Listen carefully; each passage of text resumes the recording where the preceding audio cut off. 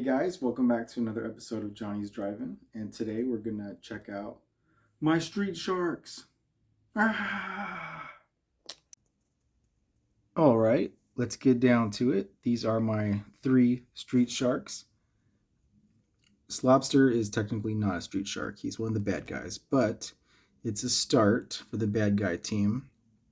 This is Moby Lick, and this is Blades, which I think later on, this is the first series of this kind of figure, and then later on in the series of action figures, they renamed him to Streaks, right?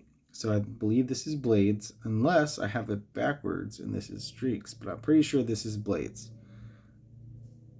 And he's actually one of my favorites of the original sharks. That's why I got him first. Now, these guys are very expensive on eBay.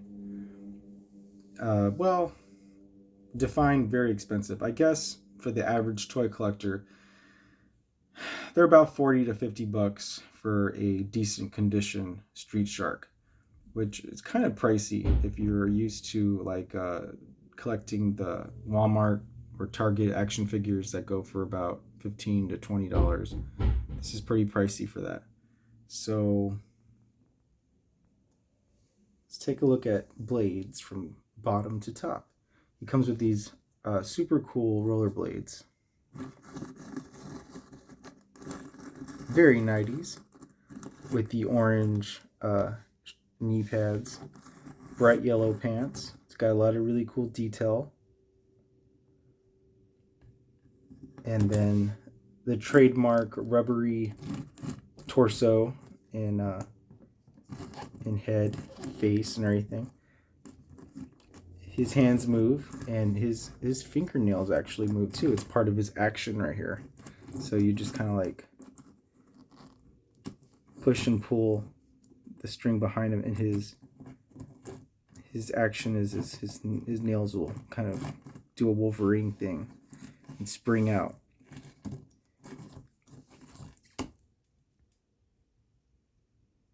For its time, 1994 is when the cartoon came out, so it's like a mid-90s action figure toy line, obviously modeled after the Ninja Turtles. For its time, it's very creative action figure. It's really big for a typical child. I never had any of these when I was a kid, but my brothers had a few. And now they're just nostalgic for me because they're nostalgic for them. And I'm thinking like, why didn't I collect these back then? So I mean, I was busy with other stuff, but now I'm going back on eBay and I'm checking out the prices and stuff and trying to complete at least a basic Street Sharks collection. As you can see, his blade, rollerblades action work just fine. They're intact. It's a little loose up here in the gums, just a tad, but it's okay. Nothing's perfect. For the price, which was around 35 bucks, it's a little loose. That's nothing that some super glue can't fix, but for the price, it's a pretty decent figure. It's nice and clean. It's not super clean. It's a little dirty, but it's still workable, and the fin is firmly attached. Now, a lot of these figures, their fins are off or they're very loose. And I think, here he is falling down. I think that if you check out his shadow back there. Oh, it looks bigger from my end, but anyway. I think what you're supposed to do is you're supposed to pull back on this, and the mouth, there you go, like that. I don't do that a whole lot. I wouldn't, because then this thing's going to come off. But that's not a bad, chomping action for it to chomp on other figures and stuff. And I don't know if I have any other figures around here within grabbing distance so I can, he can always grab on the bad guy, Slobster, right here.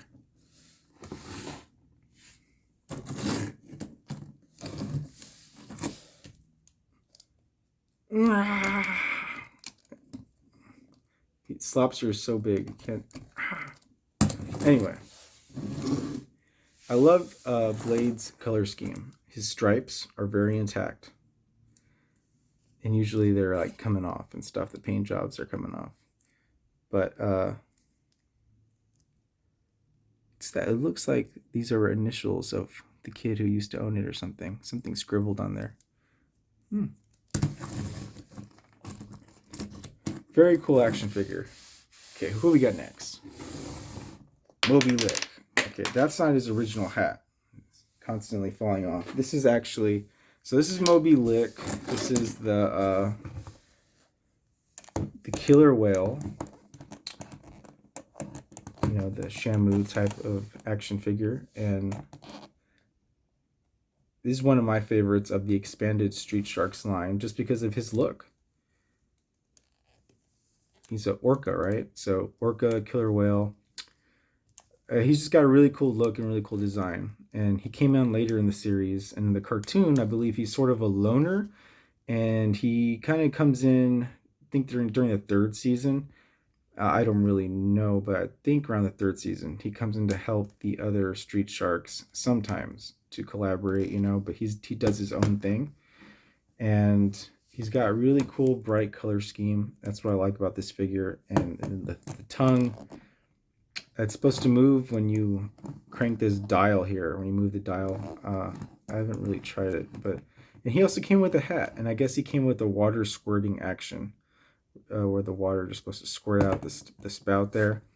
So he came with a red hat, which is very similar to this, although it looks a little more trucker, like a trucker hat, and it's almost identical, except this hat is a Playmobil hat, and it's kind of like a hard plastic.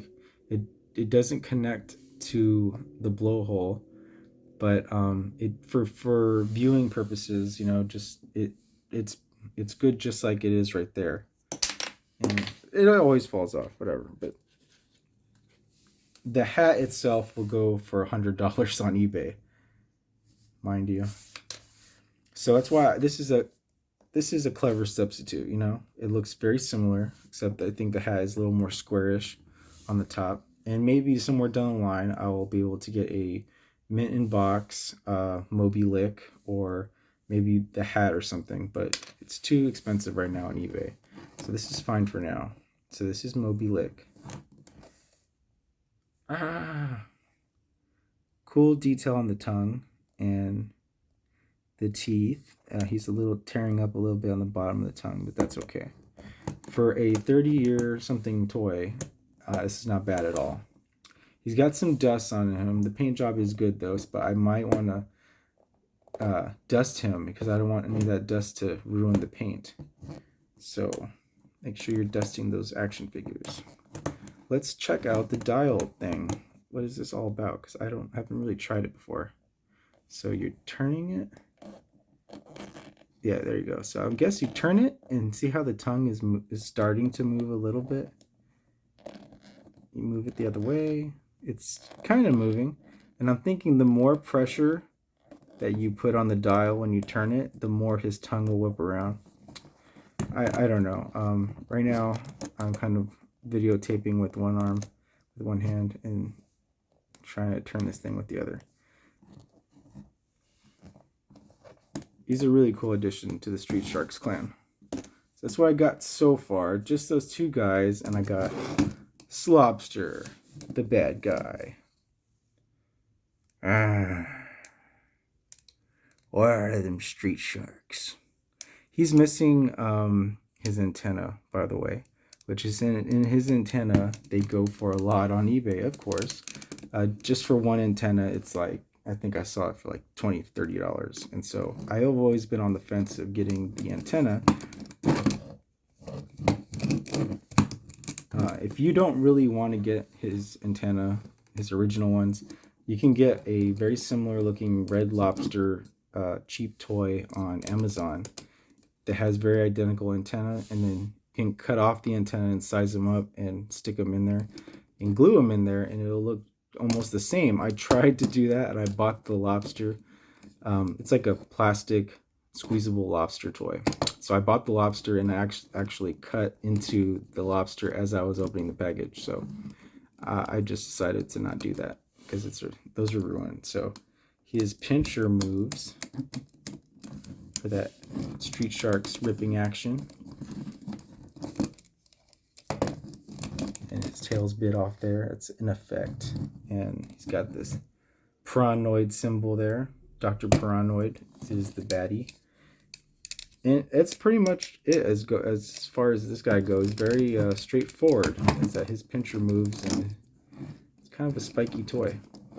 But that's all I have. I just have those three, and I'm trying to get at least the whole first series, except for Moby Lit, because I think he's really cool. And there's some other Street Sharks figures from the later versions that I think are cool too. So I don't know when I'll be getting the new ones, but I'll be sure to make another video when I do. So catch that, guys. Well, thanks for joining me on another Johnny's Drive-In exclusive look at my Street Sharks collection. And hope to see you again soon.